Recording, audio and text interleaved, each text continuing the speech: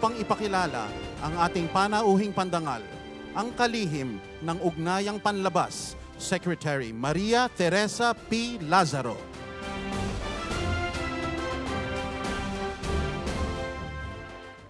Mga kababayan, ikinararangal ko pong ipakilala ang Pangulo ng Republika ng Pilipinas, Ferdinand R. Marcos Jr.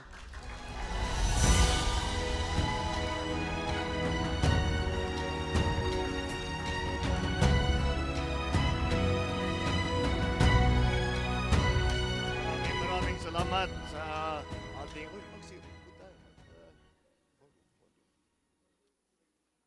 patatagalin ko yung speech ko para hindi napilitan magpakain sa ambassador. Maraming salamat sa ating Secretary of Foreign Affairs, Secretary Tess Lazaro. Ipapakilala ko po sa inyo lahat ng mga iba't ibang kasama namin na mga kalihim ng iba't ibang departamento po ng ating pamahalaan. Andito po ang ating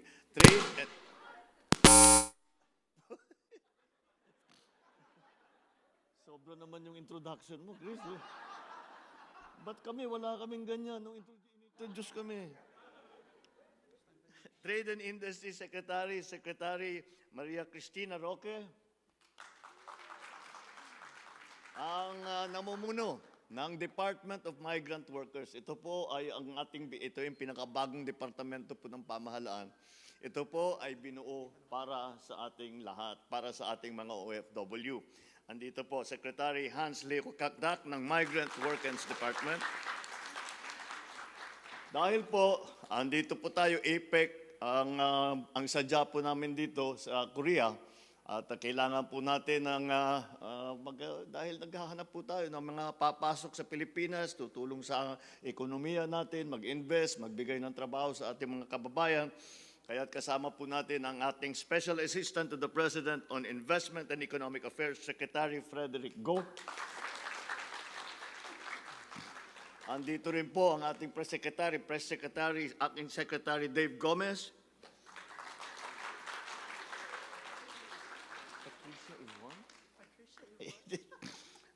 Nagugulat lang po ako kasi itong susunod na ipapakilala ko sa inyo. Ngayon ko lang nakita yung buo niyang pangalan. Ito yung OWA Administrator. Yan, nag-aalaga rin sa ating mga migrant workers. OWA Administrator Patricia Yvonne Kaunan. Alam namin PY. Philippine Ambassador to the Republic of Korea, Bernadette Therese Fernandez. At hindi makumpleto ang ating pagpapakilala kung hindi po natin batiin ang ating First Lady Luis Araneta Marcos. Lahat po ng iba't ibang aking mga kasamahan na nagseserbisyo sa pamahalaan ng Pilipinas. At ang pinakamahalaga na bisita natin dito, ang ating mga minamahal na kababayan dito sa Korea. Magandang gabi po sa inyo lahat. Kinalulugod ko pong makasama kayong lahat dito sa Busan ngayong gabi. Alam ko po na marami sa inyo ay galing pa sa iba't ibang parte ng Korea. Kasama ang inyong mga pamilya, mga bata, kapatid, mga magulang. Mayroon pa sa inyo naglakbay ng kalahating araw gamit ang shuttle bus mula sa Seoul. Ganun ba? Mukha naman di kayo masyadong napagod at masigla pa kayo. Meron pa raw nag-drive. Meron pa raw nag-drive galing sa Daejeon at Ulsan. At iba pa naman, lumipad na galing sa Jeju Island. Ay, nakabisi. Sa pagkakaalam ko, maraming sumakay ng train to Busan. Kaya una sa lahat, maraming salamat sa oras at sa pagmamahal ninyo sa ating inambayan. Dahil kahit naman malayo kayo, ramdam namin sa Pilipinas ang inyong suporta, ang inyong malasakit. Nandito ako ngayon sa Republic of Korea, dahil nga sa APEC Economic Leaders Meeting. Mapakahalaga po itong meeting na ito dahil hindi lamang ito para sa Pilipinas, kundi para sa buong Southeast Asia at ngayon yung ating itinatawag na Indo-Pacific region. Dito nagkakaisa mga bansa sa rehiyon para pag-usapan kung paano natin mapapalakas ang ating mga ekonomiya. Mas mapapabilis ang palitan ng produkto at serbisyo at masisiguro na ang bawat mamayan, lalo na ang ordinaryong Pilipino na may maliliit na negosyo, ay sila ay kasama sa ating pag-uunlad. Para sa Pilipinas, malaking tulong ang APEC. Pinag-usapan sa APEC kung paano mapadali ang pagpapasok sa negosyo. Mas maraming negosyo, mas maraming trabaho. Mas maraming trabaho, mas maraming oportunidad at mas matibay na ekonomiya para sa ating mga pamilya. Mahalaga din ang APEC sa Education and Skills Exchange. Dahil sa mga partnership sa ilalim ng APEC, mas maraming kabataan ay may access ngayon sa training at sa scholarship opportunity, lalo sa digital skills, science at technology. Alam niyo po, dahil sa bilis ng takbo ng progreso ng teknolohiya, lahat po ng ating mga manggagawa ay kailangan madalas mag-training dahil 6 na buwan, nagbago na yung teknolohiya. Wala pang 1 taon, nagbago na nun, kailangan mag-aral ulit. Kaya ito po ay malaking pagkakataon para sa ating mga Pilipinong manggagawa na mabigyan ng magandang training na bagay doon sa mga hinahanap na skill set ng ating mga employer. Kaya napakahalaga po para sa atin yan. Dahil ang lagi kong namang sinasabi, kami pagka pinag-usapan namin ng ekonomiya, basta para sa amin, ang pinakamalaking asset talaga ng Pilipinas ay ang ating mga manggagawa. The Filipino worker is as good a worker as you will find anywhere in the world. Kaya kailangan ihanda natin ang ating mga kabataan sa kinabukasan para hindi na nila kailangan mangibang bansa kung ayaw na nila. Ang sinasabi po natin, pagka naayos po natin at mapagandahin natin ang mabuti ang Pilipinas, traveling abroad, working abroad will be a choice. Dahil gusto nyo, may magandang pwesto kayong nakita, pero hindi ibig sabihin, wala kayong mahanap na trabaho sa atin. Kaya dyan po ang aming hangarin, yan ang layunin po namin. Kaya dyan, para patungo dyan, sa ganyan sitwasyon tayo ay nagtatrabaho para pagandahin ang Pilipinas. Subalit, mga kababayan ko, hindi lamang trabaho o ekonomiya ang mahalaga. Kaya gusto kong makita at makausap kayo dito sa Korea dahil gusto kong iparating ang pasasalamat ng buong bansa natin sa inyong sakripisyo, sa disiplina ninyo, sa trabaho na ginagawa ninyo, at sa kabutihan na inyong ipinapakita sa mga Koreano. My fellow Filipinos, I want to assure you, hindi kayo namin nakakalimutan.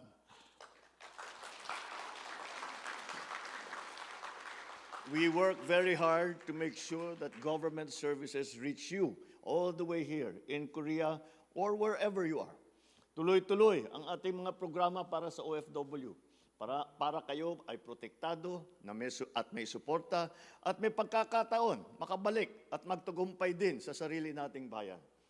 At dahil sa inyong tulong sa ating bansa, akin pong ikinagagalak na ipaabot sa inyo na sa mga susunod na buwan, sisimulan na ng Department of Foreign Affairs ang karampatang mga preparasyon para sa pagbubukas ng ating konsulado dito sa Busan.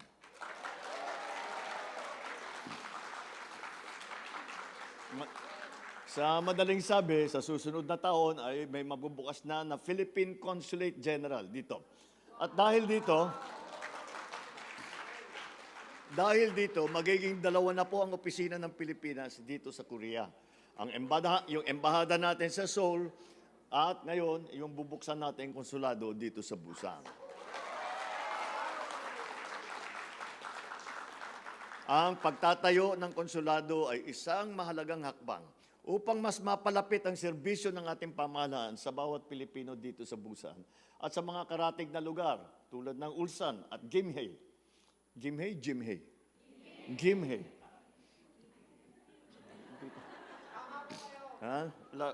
Hindi pa namin nakikita sa Batak yung ganun, kaya hindi ko alam ang pronunciation.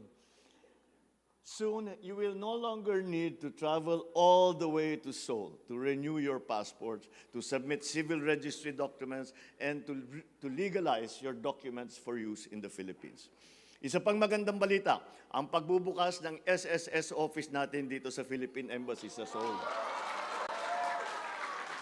Mapapadali na po ang pag-aasikaso ng mga benepisyo at serbisyo mula sa SSS tulad ng membership, contributions, mga claim na hindi na kailangan umuwi pa sa Pilipinas. In the coming days, while participating in the APEC Economic Leaders Meeting in Gwangju, I will push for initiatives that directly impact the daily lives of our people.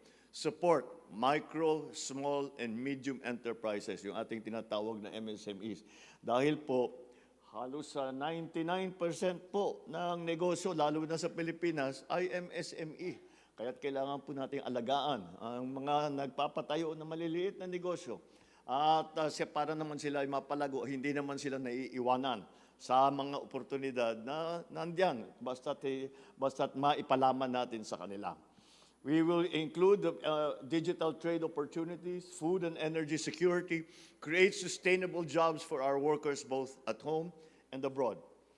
These are not abstract goals na mga naintindihan lamang ng mga ekonomista, mga profesor. Ito ay mga praktikal na ating maaring gawin upang pagandahin ang ating ekonomiya, to make it more inclusive and to make it more resilient. Alam niyo po, isa sa pinakamalaking issue sa panahon ngayon, lalo na sa Pilipinas, ay yung climate change.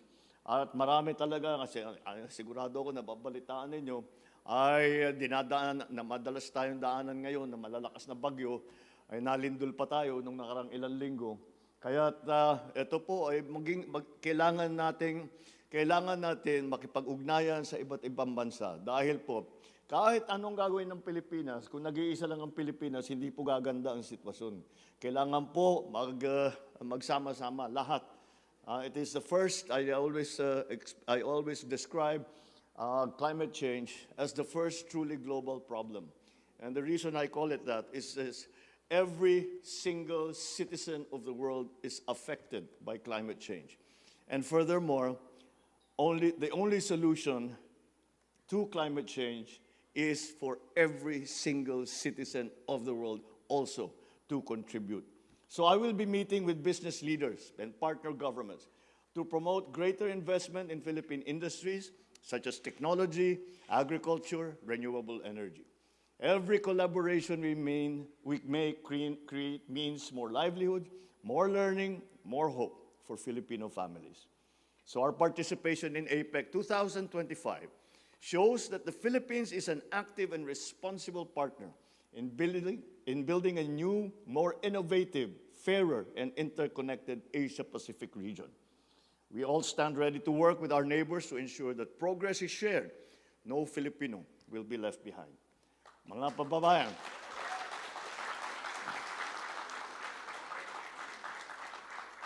kababayan, kayo ang inspirasyon ng bawat Pilipino. Dahil sa sipag ninyo, sa tapang ninyo, sa pagmamahal ninyo sa pamilya at sa ating bayan, wala na po kayong katulad. Kaya mula sa puso ko, maraming salamat sa inyong lahat. Huwag po natin kalimutan, patuloy nating itaas ang bandera ng Pilipinas. Mabuhay ang Pilipinas! Mabuhay ang bawat Pilipino dito sa Republic of Korea! May God bless all Filipinos and their family members in Korea. Maraming salamat sa inyo lahat at magandang gabi po sa inyo lahat. Muli, ang Pangulo ng Republika ng Pilipinas, Ferdinand R. Marcos Jr.